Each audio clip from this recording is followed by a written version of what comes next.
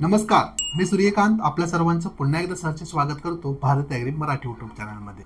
मित्रांनो, आजच्या व्हिडिओमध्ये आपण कापूस पिकाची या ठिकाणी चर्चा करणार आहोत. बराच कापूस आता काढणीच्या अवस्थेमध्ये आहे. बऱ्याच शेतकऱ्यांनी काढणी पूर्ण देखील केलेली आहे किंवा कुणाची अजून देखील काढणी सुरू असेल. ज्यावेळेस कापूस काढणीच्या अवस्थेमध्ये येतो, बऱ्याच शेतकऱ्यांची चर्चा सुरू होते की फरदड ठेवायची का नाही. बरेच शेतकरी आम्हाला कमेंट्स बॉक्समध्ये देखील विचारतात की यंदा आम्ही फरदड ठेवू का नाही, फरदड ठेवल्यानंतर कोणते फायदे होतील किंवा फरदड ठेवल्यानंतर आमचं कोणतं नुकसान होणार आहे.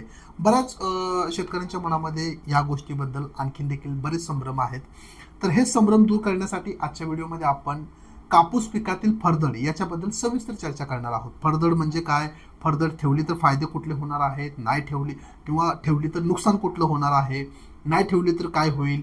तर ह्या सर्व गोष्टींची आपण या ठिकाणी चर्चा करणार आहोत. नक्कीच हा व्हिडिओ तुमचा खूप महत्त्वाचा ठरणार आहे. जेवढे काही कापूस उत्पादक शेतकरी आहेत त्यांना माझी विनंती आहे की मित्रांनो, हा व्हिडिओ पूर्ण पहा. व्हिडिओ आवडला तर तुमच्या इतर कापूस उत्पादक शेतकऱ्यांबरोबर शेअर नक्की करा. चला तर वेळ न घालवता आजच्या व्हिडिओला सुरू करूया. ठीक आहे, आता कापूस पिकामध्ये फरदड घेणं म्हणजे काय हे समजून घेऊया, कारण बरेच शेतकरी नवीन आहेत किंवा बरेच विद्यार्थी देखील आपले व्हिडिओ पाहत असतात. कापूस पिकातील फरदड घेणे म्हणजे काय, तर आता या वर्षीचा जो नवीन कापूस आपण लागवड केलेला आहे त्याची वेचणी झाल्यानंतर त्याला एखादं पाणी देऊन त्याच्यावरतीच दुसरं पीक धरणे, त्याला आपण कापूस पिकातील फरदड घेणे असं म्हणतो. उदाहरणार्थ काय, याला आपण खोडवा घेणे असं म्हणू शकतो किंवा इंग्लिशमध्ये पाहायचं झालं तर रटून क्रॉप म्हणू शकतो. एकाच पिकावरती दुसरं पीक घेणे. मित्रांनो, आता प्रत्येक नाण्याला दोन बाजू असतात. तर या फरदडीला देखील दोन बाजू आहेत. सुरुवातीला पॉझिटिव्ह बाजू बघून घेऊया की जर तुम्ही कापूस पिकामध्ये वेचणी केल्यानंतर त्याच रानामध्ये त्याच झाडावरती दुसऱ्यांदा कापूस घेतला तर काय होईल, म्हणजे त्याचा जर खोडवा घेतला तर तुम्हाला कोणते फायदे होणार आहेत. पहिला फायदा, तुमचा वेळ वाचणार आहे. दुसरा फायदा मित्रांनो, जर तुमचं लागणीच्या कापसामध्ये जर तुम्हाला त्या ठिकाणी उत्पादन कमी आलं असेल किंवा कीड रोगामुळे प्रादुर्भाव जास्त होऊन जर उत्पादन कमी झालं असेल तर नक्कीच तुम्हाला आणखीन एक चान्स मिळतो त्या ठिकाणी तुमचं उत्पादन वाढवण्याचा. तिसरा फायदा, कापूस पिकाच्या फरदडीमध्ये लागवडीपेक्षा कमी खर्च येतो. परिणामी म्हणजे जर आपण कंपॅरिझन केलं, त्याची जर तुलना केली तर तुलनात्मकरित्या फरदडीमध्ये कमी खर्च येतो. म्हणजे काय, लागवडीचा खर्च वाचतो, बऱ्याच अंशी त्या ठिकाणी खत आणि कीड रोगाचा खर्च देखील त्या ठिकाणी वाचतो. चौथा फायदा, उत्पादन चांगलं मिळतं. आणि पाचवा फायदा, त्या ठिकाणी कमी कालावधीमध्ये उत्पादन चांगलं मिळतं, कारण ऑलरेडी झाडाची वाढ झालेली असते, लगेच त्या ठिकाणी तुम्हाला पाते आणि फुलं आलेले दिसून येतील. ही झाली नाण्याची पहिली बाजू. आता पाहूया की दुसरी बाजू नेमकी काय आहे, ह्याची निगेटिव्ह साईड काय आहे. कापूस पिकामध्ये फरदड घेण्याचा पहिला तोटा जर आपण पाहिला तर आपल्या जमिनीची त्या ठिकाणी जी सुपीकता आहे ती कमी होते, कारण आपल्या जमिनीला आपण रेस्टच देत नाही. पहिलं पीक निघालं की लगेच पाणी देऊन दुसरं पीक आपण त्याच जमिनीमध्ये घेतो. जमिनीला आपल्या रेस्ट न मिळाल्यामुळे त्या ठिकाणी उत्पादकता कमी होण्याची शक्यता असते. दुसरा तोटा जर आपण पाहिला, जर समजा लागवडीच्या कापसामध्ये त्या ठिकाणी कीड आणि रोगांचा प्रादुर्भाव जर जास्त झाला असेल तर खूप जास्त चान्सेस असतात, म्हणजे मी तर सांगतो की 80 ते 90% चान्सेस असतात की तेच कीड आणि रोग पुन्हा एकदा तुमच्या फरदडीच्या प्लॉटमध्ये येऊ शकतात. कारण प्रत्येक कीड आणि रोगाच्या वेगवेगळ्या अवस्था असतात.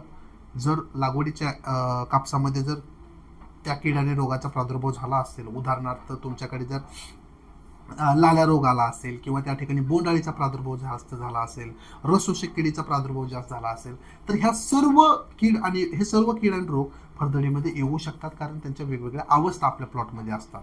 तिसरा तोटा म्हणजे शेतकरी मित्रांनो, लागवडीच्या कापसामध्ये जर तुम्ही वेगवेगळ्या कीटकनाशकांच्या, बुरशीनाशकांच्या फवारण्या घेतल्या असतील आणि त्या फवारण्या घेऊन देखील जर त्या ठिकाणी ती कीड किंवा तो रोग कंट्रोल झाला नसेल तर त्या ठिकाणी त्या कीटकनाशकाच्या किंवा त्या बुरशीनाशकाच्या प्रति त्या कीड आणि रोगांमध्ये प्रतिकार क्षमता तयार होते, रेजिस्टन्स तयार होतो.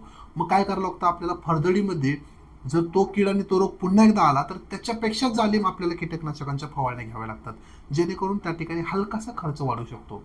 वेगवेगळ्या तज्ज्ञांचं असं म्हणणं आहे की जर तुम्ही फरदडीमध्ये त्या ठिकाणी कापूस घेतला तर नक्कीच त्या ठिकाणी त्या बोंडामध्ये तयार होणाऱ्या कापसाची किंवा त्याच्यापासून तयार होणाऱ्या धाग्याची जी गुणवत्ता असते ती खालावते, परिणामी त्याला मार्केटमध्ये रेट कमी मिळतात. ज्यावेळेस आपण पुढे जाऊन फरदडीचा कापूस त्या ठिकाणी काढायला लागतो त्यावेळेस माती जी आहे, जमीन जी आहे खूप कठीण झालेली असते. त्याच्यामुळे आपल्याला तो कापूस बाहेर काढण्यासाठी किंवा तो कापूस कापून किंवा तो कापूस उपडून काढण्यासाठी त्याची झाडे खूप त्या ठिकाणी मजूर किंवा मनुष्यबळ जास्त लागतं, त्याच्यामुळे आपला खर्च देखील वाढतो. फरदड घेतल्यामुळं तुमच्या प्लॉटमध्ये त्या ठिकाणी वेगवेगळ्या मातीमधून उद्भवणाऱ्या बुरशीजन्य रोगांचा प्रादुर्भाव आणि प्रसार वाढतो. कारण त्या ठिकाणी त्यांना एक पोषक वातावरण तयार होतं जास्त काळासाठी तुमच्या प्लॉटमध्ये राहण्यासाठी. अशा प्रकारे शेतकरी मित्रांनो, जर मला विचारत असाल की कापूस पिकामध्ये फरदड घेणं योग्य आहे का नाही, तर माझं उत्तर तुम्हाला स्पष्ट असेल. कापूस हे पीक पहिल्यासारखं राहिलं नाही. कापूस पिकामध्ये खूप सारे रोग, खूप सारा किडी जास्त प्रमाणामध्ये येतात. लागवडीच्याच कालावधीमध्ये आपण वेगवेगळी महागडी कीटकनाशक आणि बुरशीनाशक वापरलेले असतात. त्यामुळे तुम्ही फरदड घेण्याच्या भानगडीत पडू नका. फरदड घेतल्यानंतर देखील 99% चान्सेस आहेत की कीड आणि रोगांचा प्रादुर्भाव त्या ठिकाणी जास्त होईल आणि आणखीन आपला जास्त खर्च होतो त्यांना कंट्रोल करण्यासाठी. त्यामुळे शक्य असल्यास कापसावरच लगेच फरदड घेऊ नका. त्या ठिकाणी वेगळं पीक घ्या, जेणेकरून जी काही क्रॉप प्रोटेक्शनची सायकल आहे ती व्यवस्थितरित्या तुमच्या प्लॉटमध्ये मेंटेन केली जाईल, जेणेकरून जमिनीचा पोत देखील सांभाळेल, जेणेकरून कीड आणि रोगांची जी सायकल आहे ती देखील ब्रेक होईल आणि वातावरणाचा देखील त्या ठिकाणी जो काही समतोल आहे तो साधला जाईल. त्यामुळे पुन्हा एकदा एका वाक्यामध्ये सांगतो, कापूस पिकामध्ये फरदड घेण्याचे तोटे खूप आहेत, फायदे खूप कमी आहेत. आता तुम्ही ठरवायचं आहे की फरदड घ्यायची का नाही.